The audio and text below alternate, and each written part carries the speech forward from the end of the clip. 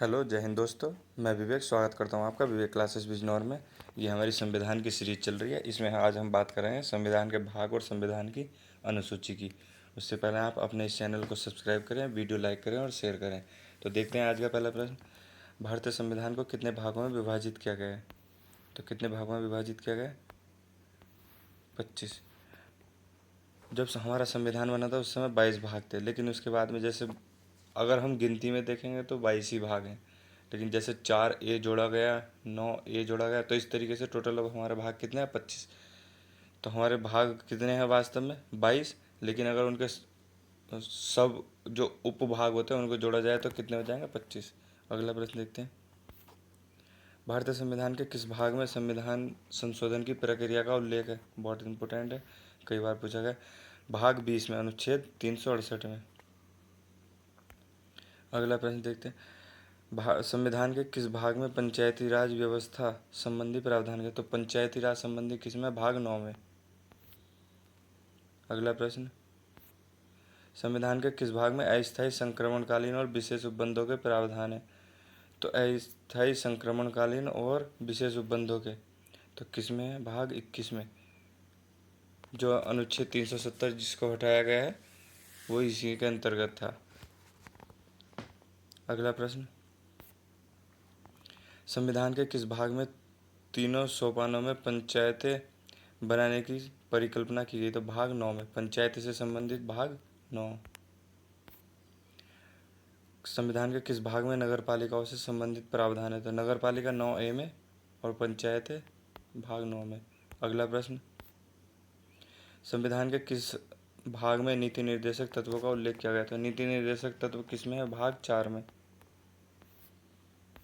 अनुच्छेद 36 से 51। अगला प्रश्न। संविधान के भाग 1 में किसका वर्णन है? तो संविधान के भाग 1 में है संघ और उसका राज्य या क्षेत्र, अनुच्छेद 1 से 4 तक। अगला प्रश्न। संविधान के किस भाग में मूल अधिकार का उल्लेख मिलता है? तो भाग 3, अनुच्छेद 12 से 35। अगला प्रश्न। भारतीय नागरिकों के मूल कर्तव्यों का विवरण संविधान के किस भाग में दिया गया है? तो मूल कर्तव्य किस भाग में है? यह है 4K में। यह जोड़ा गया 42वें संविधान संशोधन 1976 के द्वारा। और इसमें क्या जोड़ा गया? अनुच्छेद 51K। कुल मूल कर्तव्य कितने हैं? 11। जब ये मूल कर्तव्य आए थे उस समय कितने थे? 10। एक बाद में जोड़ा गया 86वां संविधान संशोधन 2002 के द्वारा। अगला प्रश्न।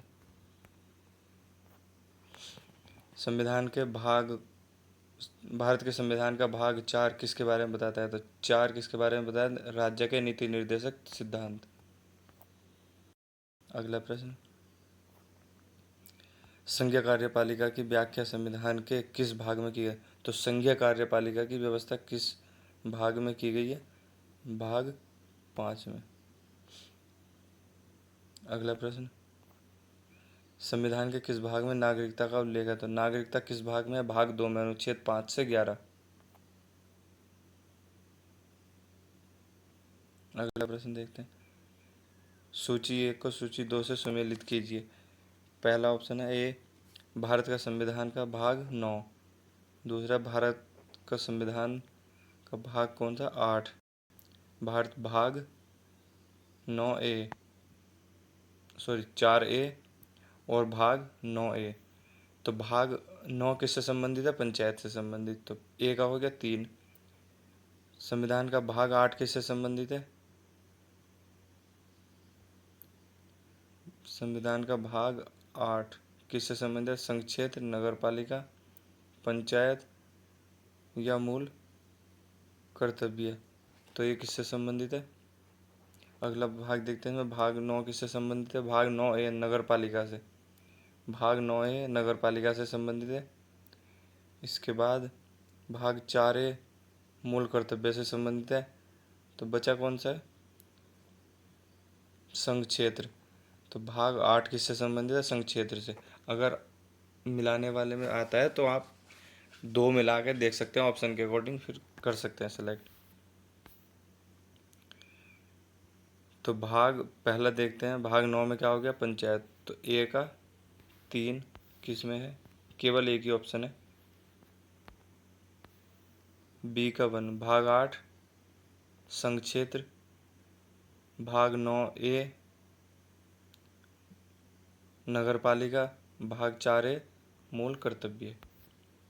जो की बात करते हैं, वर्तमान में भारतीय संविधान में कुल कितनी अनुसूचियां हैं? तो कितनी अनुसूचियां हैं? 12। जब मूल संविधान बना था उस समय कितनी अनुसूचियां थी? 8। अगला प्रश्न, भारतीय संविधान सभा की प्रारूप समिति द्वारा प्रारूप संविधान में कितनी अनुसूचियां? तो जब संविधान बना था उस समय कितनी अनुसूचियां थी? 8। अगला प्रश्न, संविधान सभा द्वारा अंतिम रूप से पारित संविधान में कुल कितनी अनुसूचियां थी? 8। अगला प्रश्न, मूल संविधान में कितनी अनुसूचियां थी? 8। किसी भी तरीके से प्रश्न पूछा जा सकता है और ये पूछे हुए प्रश्न है। जिस मूल भारतीय संविधान में कुल 395 अनुच्छेद, 22 भाग में 8 अनुसूचियां थी, इसको याद रखना। अगला प्रश्न, किस संविधान संशोधन द्वारा भारतीय संविधान में 9वीं अनुसूची जोड़ेगी? तो किस संशोधन द्वारा? पहला संशोधन हुआ था 1951 में। अगला प्रश्न देखते हैं, 52वें संविधान संशोधन द्वारा 1985 में कौन सी अनुसूची को भारतीय संविधान में शामिल किया गया? तो 52वें संशोधन के द्वारा 10वीं अनुसूची जो दल बदल से संबंधित है। 73वें संवैधानिक संशोधन द्वारा भारतीय संविधान में कौन सी अनुसूची जोड़ी गई? 11वीं, पंचायतों से संबंधित। अगला प्रश्न, 74वें संशोधन द्वारा 12वीं अनुसूची जो नगरपालिका से संबंधित है। अगला प्रश्न, संविधान की द्वितीय अनुसूची का संबंध किससे है? ये क्वेश्चन पूछे जाते हैं, इनको अच्छे से याद करना है। तो द्वितीय अनुसूची किससे संबंधित है? राज्यसभा में प्रतिनिधित्व से, भाषाओं से, शपथ ग्रहण से या महत्वपूर्ण पदाधिकारियों के वेतन से? तो किससे संबंधित है? महत्वपूर्ण पदाधिकारियों के वेतन से। भारत संघ में शामिल राज्यों और संघशासित प्रदेशों का उल्लेख भारतीय संविधान की किस अनुसूची में? तो किसमें है? पहली अनुसूची में। क्या बताया गया? भारत के संघ और उसके राज्य क्षेत्र किसमें? अनुसूची 1 में। अगला प्रश्न देखते हैं, राष्ट्रपति, राज्यों के राज्यपालों, सर्वोच्च न्यायालय तथा उच्च न्यायालय के न्यायाधीशों, संसद तथा राज्य विधानमंडलों के अधिकारियों, भारत के नियंत्रक एवं महालेखा परीक्षक आदि के वेतन के संबंध में निम्न प्रावधान संविधान की किस अनुसूची में? तो अभी बताया, वेतन से संबंधित द्वितीय अनुसूची। अगला प्रश्न, तीसरी अनुसूची में क्या है? तीसरी अनुसूची में है शपथ और प्रतिज्ञान। पहले वेतन देंगे, भारत का संविधान कहता है पहले वेतन देंगे बाद में शपथ दिलवाएंगे। तो पहले वेतन वाली आएगी दूसरी अनुसूची और तीसरी में शपथ और प्रतिज्ञान। अगला प्रश्न, किस अनुसूची में प्रत्येक राज्यों तथा संघराज्य क्षेत्रों के लिए राज्यसभा में स्थानों का आवंटन की गई? तो राज्यसभा से संबंधित जो सीट बटी हैं वो किसमें है? चौथी अनुसूची में। अगला प्रश्न, संविधान के किस अनुच्छेद सूची का संबंध स्वशासित जिला परिषदों से है? तो ये कौन सी है? छठी अनुसूची है, जिसमें असम, मेघालय, त्रिपुरा और मिजोरम जैसे जनजातीय क्षेत्रों के प्रशासन के नियंत्रण के बारे में स्वशासित जिला परिषद बनाई गई हैं। ठीक है, तो ये उनके लिए है, छठी अनुसूची में आता है। अगला प्रश्न, 22 भाषाओं का राज्य भाषा, संविधान में 22 भाषाओं को राजभाषा का दर्जा प्रदान किया गया है। इन राजभाषाओं का उल्लेख किस अनुसूची में है? तो किस में है? 8वीं में है। जब संविधान बना था उस समय मूल रूप से 14 भाषाएं थी और आज भारत में जो मान्यता प्राप्त भाषाएं हैं जो अनुसूची 8 में, वो कितनी है? 22। अगला प्रश्न देखते हैं, भारतीय संविधान की 8वीं अनुसूची का संबंध है। अगला प्रश्न, किस अधिनियम को संविधान की किस अनुसूची में सम्मिलित करने पर उसकी वैधता को किसी न्यायालय में चुनौती नहीं दी जा सकती? तो वो कौन सी अनुसूची है? 9वीं। अगला प्रश्न देखते हैं, किस राज्य के आरक्षण विधेयक को 9वीं अनुसूची में सम्मिलित किया गया? तो किस राज्य के आरक्षण विधेयक को सम्मिलित किया गया था? तमिलनाडु के, ताकि उसमें विवाद न हो। अगला प्रश्न देखते हैं, आंध्र प्रदेश से अलग कर एक नए राज्य तेलंगाना का गठन हुआ। इससे भारतीय संविधान किस अनुसूची में परिवर्तन होता है? तो अनुसूची 1 में परिवर्तन होता है, जो संघ और राज्य क्षेत्र के बारे में बताती है। वहाँ पर संख्या का बदलाव तो होना ही है। अगला प्रश्न देखते हैं। दल बदल के आधार पर निर्वाचित सदस्यों की अयोग्यता संबंधी विवरण संविधान के किस अनुसूची में है? तो दल बदल से संबंधित 52वें संशोधन द्वारा 1985 में कौन सी अनुसूची जोड़ी गई थी? 10वीं अनुसूची। अगला प्रश्न देखते हैं। भारतीय संविधान की 10वीं अनुसूची अभी बताया दल बदल कानून से संबंधित है। अगला प्रश्न देखते हैं। और इसमें एक चीज हो रहा है, 51वें संविधान संशोधन अधिनियम 2003 के द्वारा दल बदल कानून में संशोधन करके सभी प्रकार के दल बदल को रोक दिया गया और मंत्री परिषदों के आकार को निर्वाचित सदन की कुल सदस्य संख्या के 15% तक सीमित कर दिया गया। ये भी इम्पोर्टेंट है। 91वां संशोधन 2003 के द्वारा 15% से अधिक मंत्री परिषद नहीं हो सकती। संविधान की 6ठी अनुसूची इनमें से किस राज्य में लागू नहीं होती? तो अभी हमने देखा था 4 राज्य हैं 6ठी अनुसूची के, असम, मेघालय, त्रिपुरा और मिजोरम। तो देखते हैं इसमें असम, मेघालय, त्रिपुरा और मिजोरम। मिजोरम नहीं है, क्या है? मणिपुर। तो मणिपुर पर लागू नहीं होती। अगला प्रश्न देखते हैं। सूची 1 से सूची 2 का मिलान करना है। चौथी अनुसूची, षष्ठ, छठी अनुसूची और 8वीं अनुसूची और 9वीं अनुसूची किससे संबंधित है? चौथी अनुसूची किससे संबंधित है? राज्यसभा से संबंधित। इसके बाद जो छठी अनुसूची है वो किससे संबंधित है? जनजातीय क्षेत्र, असम, मेघालय, त्रिपुरा, मिजोरम के जो जनजातीय क्षेत्र हैं उनके शासन से संबंधित है। 8वीं अनुसूची भाषा से संबंधित है। तो हम मिला सकते हैं। ए का कौन सा होगा? चौथी अनुसूची राज्यसभा। ए का 3, तो एक ही ऑप्शन है, ऑप्शन नंबर 3। पढ़ सकते हैं व्याख्या। देखते हैं 8वीं अनुसूची किससे संबंधित है, 9वीं अनुसूची किससे संबंधित है, 10वीं और 11वीं। तो 8वीं भाषा से संबंधित है। 9वीं अनुसूची में क्या है? 9वीं अनुसूची इस अधिनियम में सम्मिलित अधिनियम न्यायालय के अधिकार क्षेत्र के बाहर है। 10वीं अनुसूची दल बदल से संबंधित। तो हम मिलाते हैं 8वें का अनुसूची 8वीं किससे होगी? भाषा से। ए का 3 किस ऑप्शन में है? 2 ऑप्शन में है। अब देखते हैं आगे बी, 9वीं अनुसूची न्यायालय के अधिकार क्षेत्र के बाहर। तो बी का 1 ये भी ऑप्शन में है। अब सी का देखते हैं। तो सी में क्या होगा? 10वीं अनुसूची किससे संबंधित है? दल विरोधी कानून से। तो सी का सेकंड। तो सी का सेकंड किस में है? लास्ट में। तो इसका ये आंसर हो जाएगा। व्याख्या देख सकते हैं आप।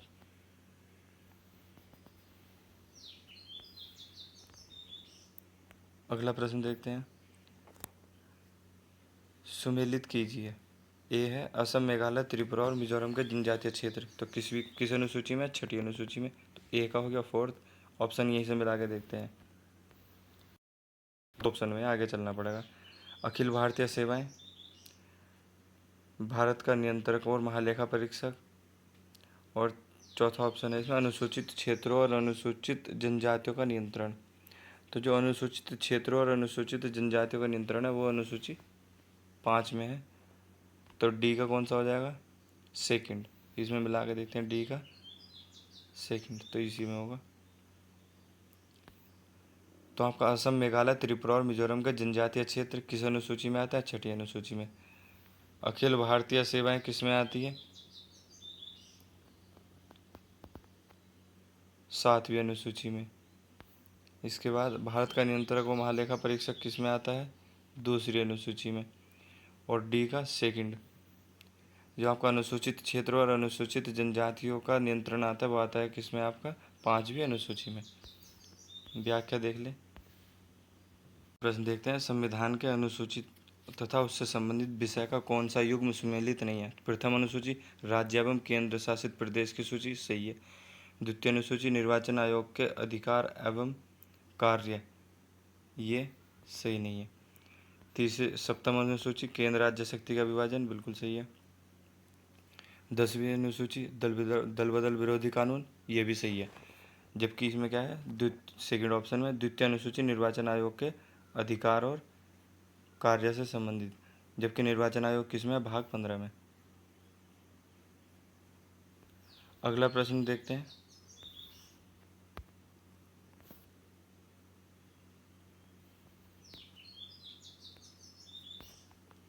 संविधान की 11वीं अनुसूची में है, 11वीं अनुसूची में क्या है? 11वीं अनुसूची में आपका पंचायती राज। पंचायती राज में 29 विषयों का उल्लेख है। कितनों का है? 29 का। और नगर पालिका में 18 विषयों का उल्लेख है। अगला प्रश्न, कौन सा एक कथन संविधान की चौथी अनुसूची का सही वर्णन करता है? तो चौथी अनुसूची में क्या बताया था? राज्यसभा के स्थानों के आवंटन से संबंधित उपबंध अंतर्विष्ट है। अगला प्रश्न,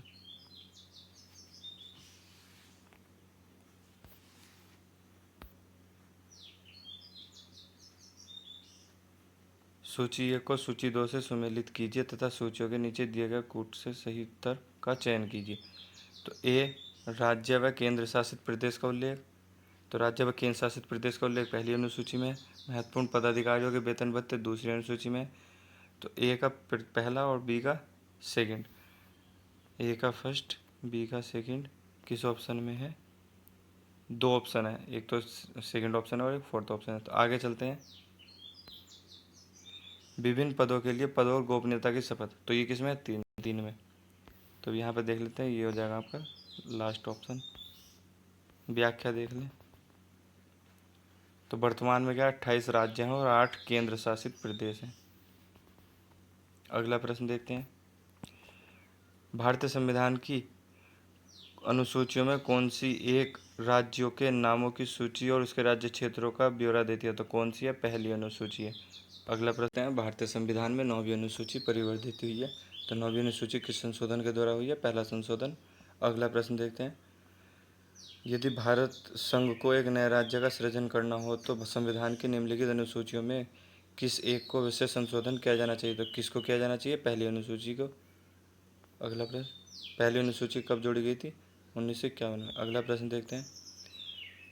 कौन से कथन एक है कि भारत के संविधान की चौथी अनुसूची को सही से वर्णित करता है? तो कौन सा है?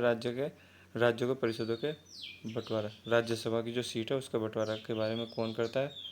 चौथी अनुसूची। अगला प्रश्न, केंद्र व राज्यों के मध्य विधायी शक्तियों का उल्लेख 7वीं अनुसूची। भाषाओं का उल्लेख 8वीं अनुसूची। भूमि सुधार अधिग्रहण संबंधी अधिनियम 9वीं अनुसूची। दल बदल विरोधक कानून 10वीं अनुसूची।